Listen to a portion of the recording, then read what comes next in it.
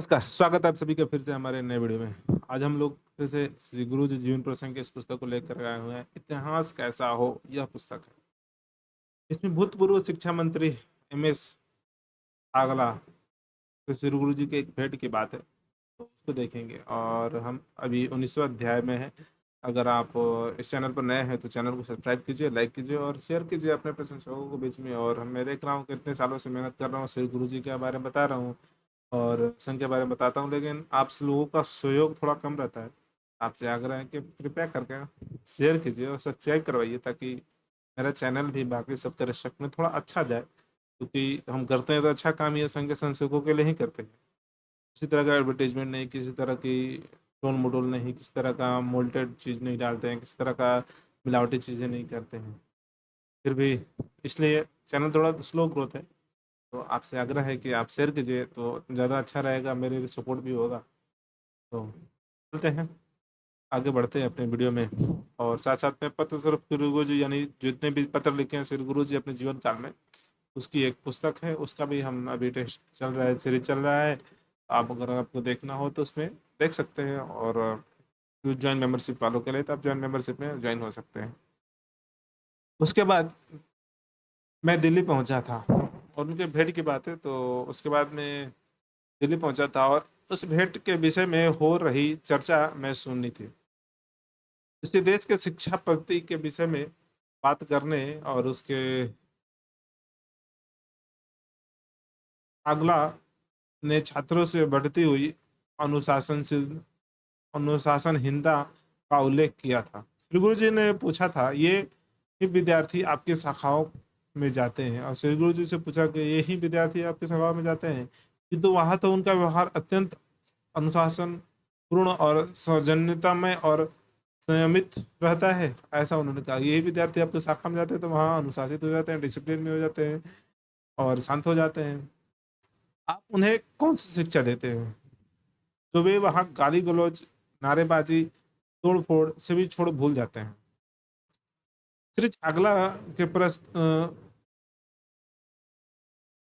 का उत्तर न देकर श्री गुरु जी ने एक प्रश्न किया। आप रूस यात्रा से लौटे हैं, वहां का विद्यार्थी आपको कैसा लगा?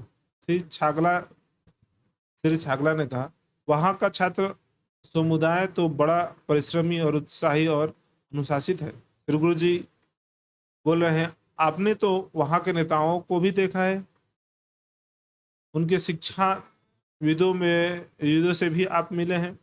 वे छात्रों को क्या बताते हैं? श्री छागला ने उनके अपने छात्रों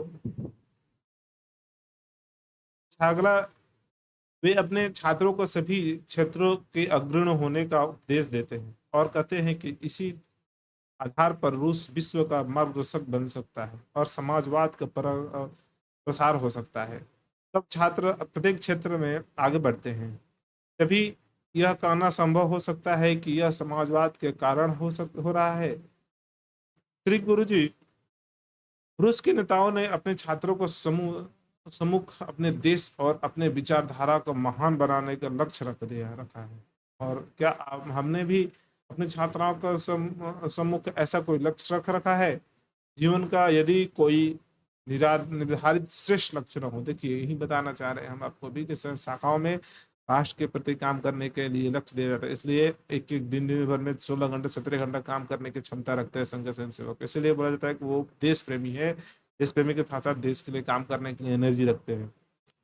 तो इसकी प्राप्ति हेतु मनुष्य अनुशासन स्वीकार करता है। संघ ने देश के महान बनाने का ध्येय अपने स्वयं सेवकों को सामने रखा है। तभी वे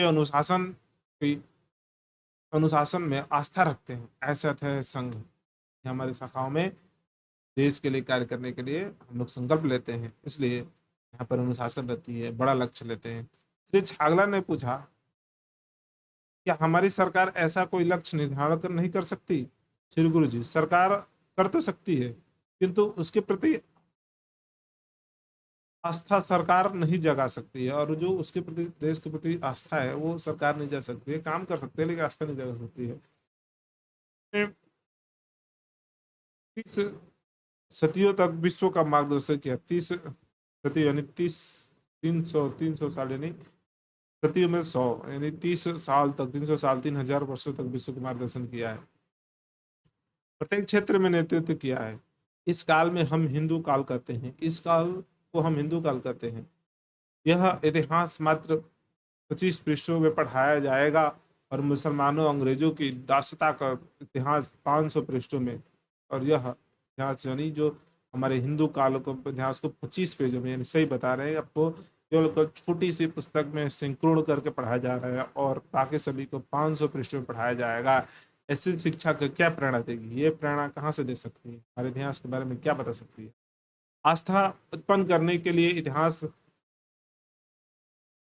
से लिखना होगा। और कलाई क्लाइव के चाचा क्या कहते थे और क्या कर्नवालिस किस कुल का था और मुसलमान बादशाह और नवाब भारत के हुए, यह सब जानकर हमें क्या करना है? बताइए, सही बात है। ये सब चीजें जो कचड़े पढ़ाए जा रहे हैं सभी में, इतिहास यूपीएससी के प्रिपरेशन में भी यही सब कचड़ा पढ़ाया जाता है। ये मुस्लिम, ये क्या क्या मतलब बनता है ये नवाब को पढ़ाने में? ये कर्नवालिस युद्ध लड़ा, क्यों लड़ा, क्या हुआ क्या नहीं, मतलब कुछ बेतुका चीजें पढ़ाया जा रहा है इतिहास में, एकदम रद्दी चीजें पढ़ाई जा रही है।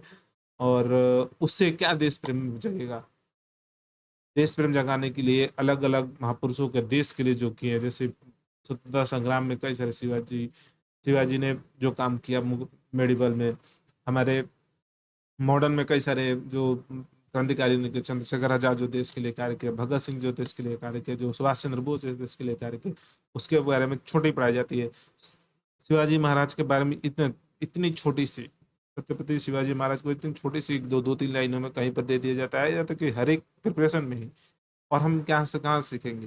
क्वेश्चन आते हैं कम्पिटेटिव एग्जामों में, तो वहीं उस दिन मुगल से वो कब कब कब आया, कहाँ से कर्नवालिस आया, कब कर्नवालिस का चाचा आया, उसका भतीजा आया, वापस आया, गया, मतलब क्या मतलब बनता है? ये हेतु का चीजें पढ़ाई जाती है, अभी भी पढ़ाई जाती है। हमारे इतिहास में इतने सारे, मतलब किसी तरह का मार्गदर्शन का चीजें नहीं है। किसी के माँ की स्टोरी हो जाती, या किसी के अच्छे महापुरुषों की स्टोरी होती, ये सब चीजें, मतलब इतनी रद्दी चीजें पढ़ाई जा रही है हमारे इतिहास। इतिहास तो प्रेरणा का स्रोत है, तो ये प्रेरणा का स्रोत है, मार्गदर्शन का माध्यम होना चाहिए। क्या हमारे शासक ऐसा इतिहास लिख सकते हैं? उन्हें तो यही भय रहता है कि कहीं इन हिंदू देश का इतिहास न बन जाए, और यह हिंदू देश का इतिहास न बन जाए, इस बात का डर से ये कांग्रेसी और कम्युनिस्टों ने जो किया है वो जूनाधार कर दिया, मुस्लिमों ने किया है। भारत के इतिहास के अभी तक बदलने नहीं देते हैं। थोड़ी सी चेंजेस होती है, अभी की सरकार थोड़ी सी एक दो लाइन चेंज करती है, उसमें इतने सारे बवाल हो जाते हैं कम्युनिस्टों के द्वारा, और फालतू के बेतुके बवाल। इसका कोई किसी तरह का तुक नहीं है, किसी तरह का कुछ मतलब नहीं बनता है। ऐसे ऐसे ऐसे लोग हैं हमारे देश में, तो कहाँ से देश आगे बढ़ रहा है? श्री छागला ने स्वीकार किया था, श्री गुरु जी द्वारा प्रस्तावित इतिहास ही प्रेरणा का स्रोत बन सकता है। और यह छागला स्वीकार किया था, लेकिन कुछ इम्प्लीमेंट नहीं हुआ, बेकार की चीजें, लोग कुछ इम्प्लीमेंट नहीं किया। तो आशा करते हैं आपको अच्छी लगी वीडियो। मिलते हैं फिर से अगले वीडियो में। अगर आपको ये वीडियो अच्छी लगी है तो चैनल को सब्सक्राइब कीजिए, लाइक कीजिए, और अधिक से अधिक